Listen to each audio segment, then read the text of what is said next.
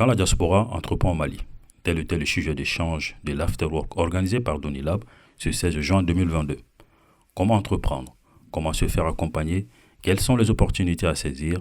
Les réponses à ces questions et tant d'autres ont couronné ce moment d'échange d'informations et de partage.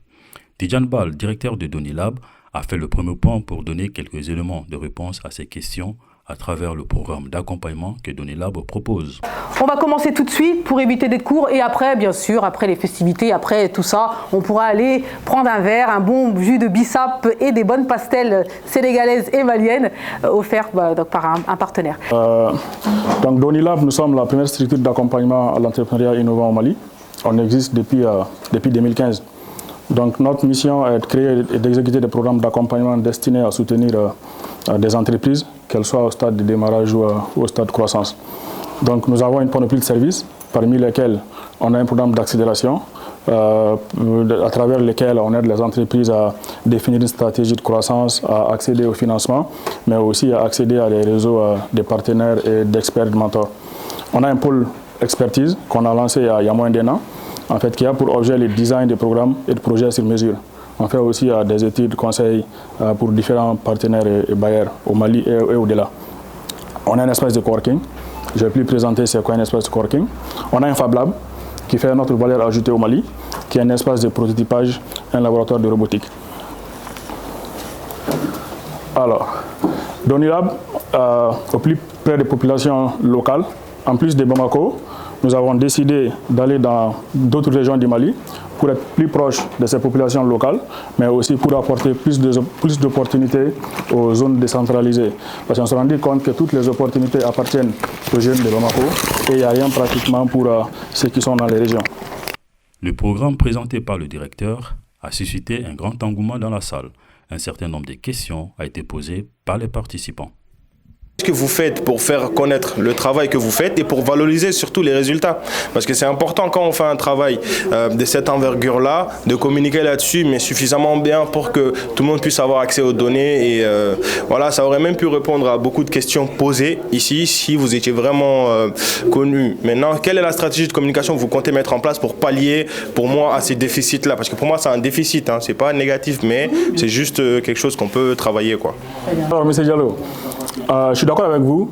En fait, je pense même au Mali, la com a toujours été notre souci. En fait, ça a toujours été les maillons faibles de Donilab, si je puisse le dire. Mais nous, on s'est dit qu'on va beaucoup travailler et peut-être laisser nos résultats communiquer pour nous. C'est-à-dire le coût, c'est comment là? On paye quelque chose avant de commencer ou comment est l'accompagnement? C'est pas un peu précis, c'est pas un peu précis. Mais c'est comme quand vous partez à la boutique, vous payez avant de consommer. Voilà, c'est la même chose.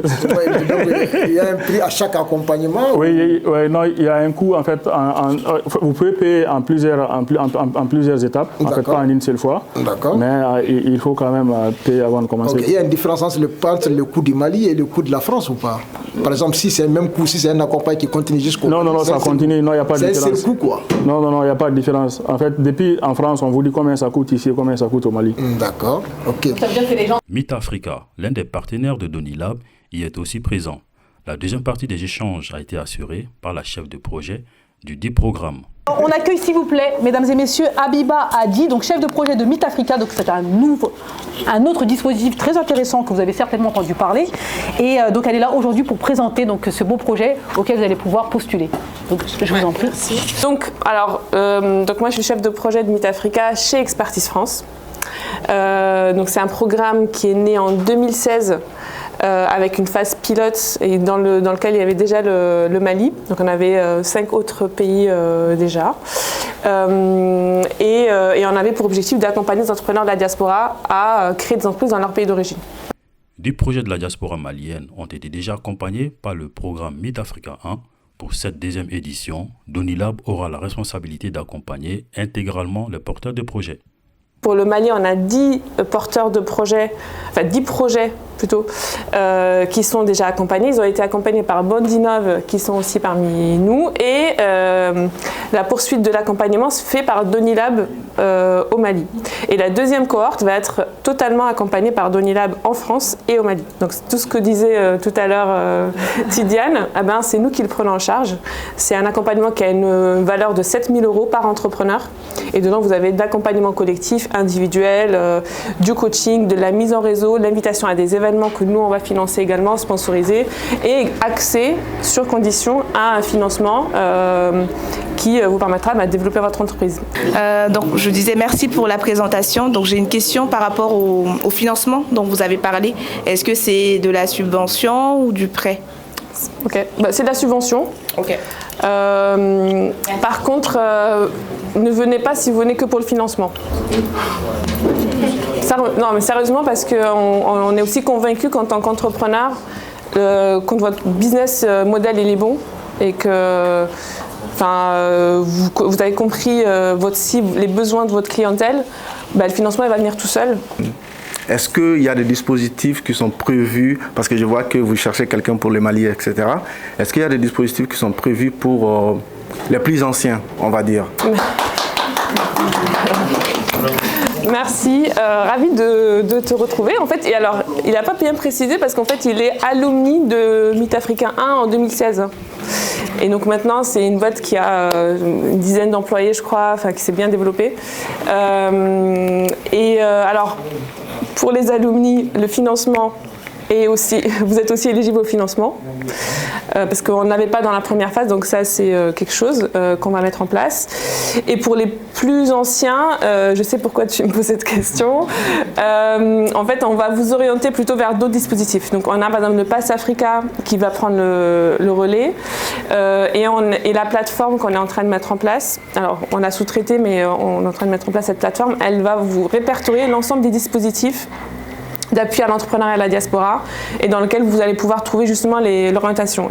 Pour le retour d'expérience, 2 entrepreneurs issus de la diaspora malienne ont partagé leur parcours au Mali ainsi qu'en France. Allez, on va appeler tout de suite Monsieur Yaya Kamara, fondateur de Maison du Lunetier, ainsi que Abdoulaye Nyangadou, fondateur de ABN Trans. L'expérience que j'ai prise ici, je voulais rapporter ça au Mali. Pour l'instant, on est en création. On est en création au Mali, mais on n'a pas encore commencé. J'avais commencé le transport au Mali, mais de façon informelle. Donc aujourd'hui, on est en train de structurer tout ce qu'on a appris ici pour apporter ça au Mali. C'est une question que tout le monde se pose, à savoir, est-ce qu'aujourd'hui je suis en France, le Mali ça va pas trop, on dit que ça ne va pas trop, est-ce que je vais entreprendre? Finalement, ils ont décidé d'entreprendre malgré la situation sécuritaire et autres, sanitaire, etc.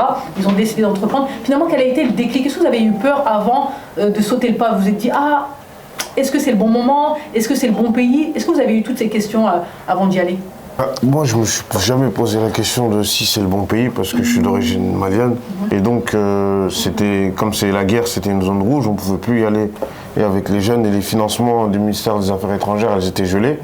Et moi, je me suis posé la question et ils ont arrêté d'un coup et je trouvais que c'était un peu brut. Et je me suis dit, au lieu de dépendre de l'État français qui est mon pays, pour qu'il donne de l'argent pour aller aider des populations qui sont moins bien dotées, en tout cas financièrement, qu'est-ce que je peux faire? Donc du coup j'ai réfléchi et je me suis dit peut-être que entreprendre et créer de l'emploi dans un pays où moi par exemple le fait qu'il y a une crise actuelle et qu'on en a eu avant, ça me fait pas peur parce que j'ai un petit peu le même fonctionnement que sur ça, je me cale un petit peu sur le fonctionnement chinois en se disant derrière chaque crise, il y a une opportunité. Et moi, ça fait plus de 10 ans que j'essaie d'entreprendre au Mali. Donc j'ai eu des échecs. J'étais dans d'autres domaines au Mali qui n'ont rien à voir avec le transport. J'ai tenté dans plusieurs domaines, donc j'ai fait des échecs. Et ces échecs m'ont permis de comprendre le système au Mali. Parce que c'est vrai, j'ai vécu au Mali avant de venir ici, mais j'ai fait presque plus de la moitié de ma vie ici. Donc la gestion ici au Mali, c'est tout à fait différent. Donc j'ai eu des échecs, je me suis servi de ces échecs pour rebondir et apprendre ce que j'ai appris ici pour retourner au Mali. Cette rencontre riche de contenu a été l'occasion de partager le programme d'accompagnement de Donilab ici en France. les participants n'ont pas manqué à affirmer l'impact qu'elle pourra avoir sur leurs futurs projets. Moi, c'est Kamara Assa. Je viens juste de finir avec mes études en management et développement durable. Je suis venue assister à cet événement aujourd'hui afin de pouvoir me fixer sur mon projet de rentrer au Mali. Je compte élaborer un projet au Mali. Donc, je rentre très bientôt et vraiment, cet événement m'a poussé à rentrer et m'a donné beaucoup de courage et ça m'a vraiment fixé dans mes démarches suivantes à faire et j'ai beaucoup appris pendant cet événement. Je suis développeur, donc j'ai appris lors de ce salon des possibilités d'investir en Afrique, plus précisément au Mali. Comme tout le monde le sait, en Afrique, on a beaucoup de besoins et les possibilités d'investissement sont énormes. Et malgré plusieurs défis, en fait, il y a des ressources humaines qui sont là. Voilà que c'est aussi mieux d'investir, d'être sur place lorsqu'on investit que de le faire à distance. En ce qui nous concerne, nous, les gens de la diaspora. Bonsoir, Sirando Dianka. Je suis à l'atelier Afterwork de Donilab. Merci pour toutes les informations. Aujourd'hui, je sais qu'il y a un accompagnateur ici en France pour la diaspora, pour pouvoir investir au Mali, en toute sérénité, j'ai envie de dire, parce que l'accompagnement peut se faire ici, mais aussi là-bas. Et ils ont répondu à toutes nos questions. Et moi qui avais plein de doutes, aujourd'hui, je repars quand même avec beaucoup de réponses et je sais par où commencer sur mon projet de retour au Mali. Ça m'a fait beaucoup plaisir, j'ai beaucoup appris et ça m'a donné beaucoup de courage d'aller investir au Mali. Je suis déjà un investisseur au Mali, je suis le distributeur à la diaspora des produits éléphants verts.